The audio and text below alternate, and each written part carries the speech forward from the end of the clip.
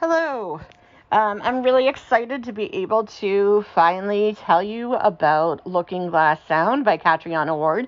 I briefly talked about it in my June reading recap, but since I had an arc, I couldn't go into a ton of detail, and I really wanted to save my detailed review for when the book was out, because obviously I want everyone to go and pick up a copy. So I was really, really excited when I got this arc, and I pretty much was like, I need to get to this right away. If you followed any of my book reviews or anything about books from me, you know that Last House on Needless Street is one of my favorite books ever. I loved it. I cannot get enough of that book. I kind of push it all the time whenever I have a chance. I'm like, oh yeah, go read this book. And I had also read Girl from Roblod, which is another Catriona Ward, and it was beautifully written. It's one of those books I kind of feel like I need to go back and reread, and even at the time, I was like, okay, I read this, and I was not really in the mood or mindset to read something that her writing is so good, it actually reads as if, because it's set in like either the 18th or 19th century, but it reads like it's written in that time period, which is incredibly impressive from a writing standpoint.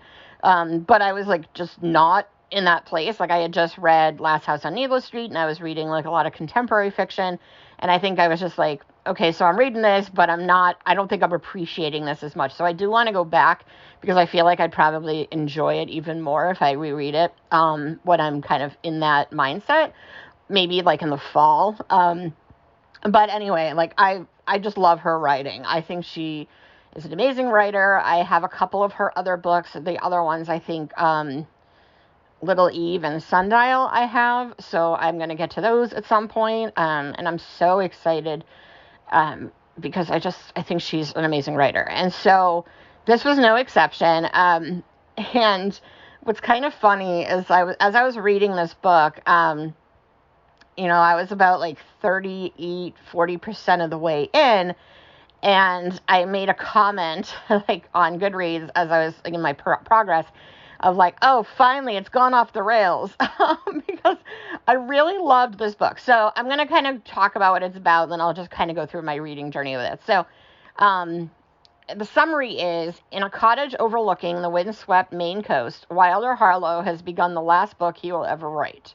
It is the story about the sun-drenched summer days of his youth in Whistler Bay and the blood-stained path of the killer that stalked his small vacation town, about the terrible secret he and his companions, Nat and Harper, discovered entombed in the coves off the bay, and how the pact they swore that day echoed down the decades, forever shaping their lives. But the more Wilder writes, the less he trusts himself and his memory. He starts to see things that can't be real. Notes hidden in the cabin from an old friend and now dead, a woman with dark hair drowning in the icy waters below calling for help, entire chapters he doesn't recall typing appearing overnight. Who or what is haunting Wilder? No longer able to trust his own eyes, Wilder begins to fear that this will not only be his last book, but the last thing he ever does. So, when the first 30% is really, it's about, it's a very coming of age story with the horror elements of there's some creepy stuff going on. So there is, there is some, possibly there's rumors about a serial killer or this other creepy stuff going on in their town. And I should note that as someone from New England, I always get frustrated when I can tell somebody hasn't been to New England, either the accent or just the style of the way people interact. And so I don't know how much time Catriona Ward has spent in Maine or in New England, but I did think she did a great job of just capturing the mood of small towns in New England, especially in the summer, towns that kind of die out in the fall, but then have a summer population. So if you're an old school Stephen King fan, you'll probably really like this because just the setting alone has that kind of feel. But it is, the first 30% or so is fairly straightforward, and it's beautifully written, as typical of her writing, but it's really about this kid and then these two friends he has, and these things that are going on in their town, and, it definitely takes a dark turn, but even even after the dark turn, it's fairly straightforward. And I found myself like loving the writing, but kind of like waiting for it to be like different, just because I so loved Last House on Needless Street, and I was like waiting for it to kind of take that twisty turn that I was hoping for. And then it does, and then it goes completely off the rails, in a good way. Like when I say that, I love the way Catriona Ward tells stories, and I love that you don't know what you're going to get from page to page. So you go from page, you think it's about one thing, and then the next page something happens, and you're like, wait, where am I? So if you're like a David Lynch movie fan, I think it was Fiction Addictions, their booktube channel said that this reminded them of like David Lynch for his creepiness, and I think also like it's hard to piece together. It's very psychological, so it definitely goes in that direction, and as it goes in that direction, I just fell more and more in love with it.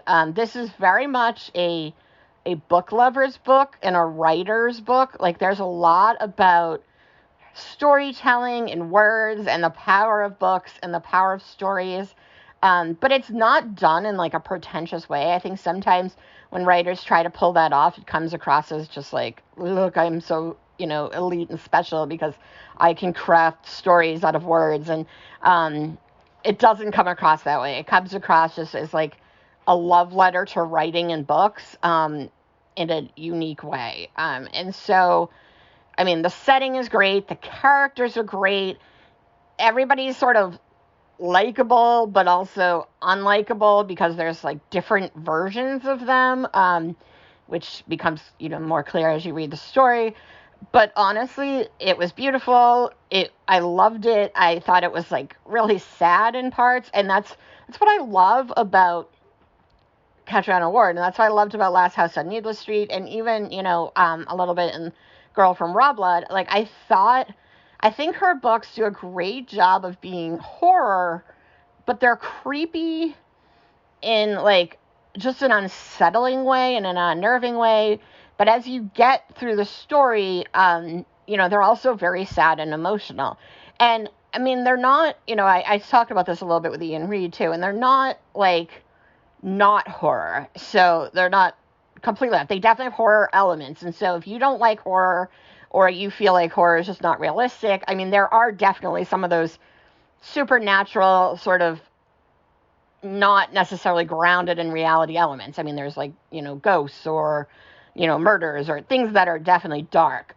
So it is a horror novel in that way, but it's not horror, and it's probably not going to scare you. It may unnerve you, but it's definitely going to leave you thinking. And I think there was a review that basically said this reminded them of like Shirley Jackson, and I think that's a really good example because it's like creepy without being, it's not gory, it's not violent. I mean, it is violent. There's actually some horrible things that go on, but there's no like graphic depictions of violence. It's way more, about the psychological impact and just kind of that mood. And I can't say enough about how much I love this book. It came out today. Go read it. I love it. I just want everyone to go read it so I can finally like talk to people about it. So it's beautiful. It's amazing. Honestly, like I can't wait for the next thing she reads. I'm going to go back and read the books I haven't read. And I mean, she's definitely cemented herself as one of my favorite authors, and I will read everything she publishes.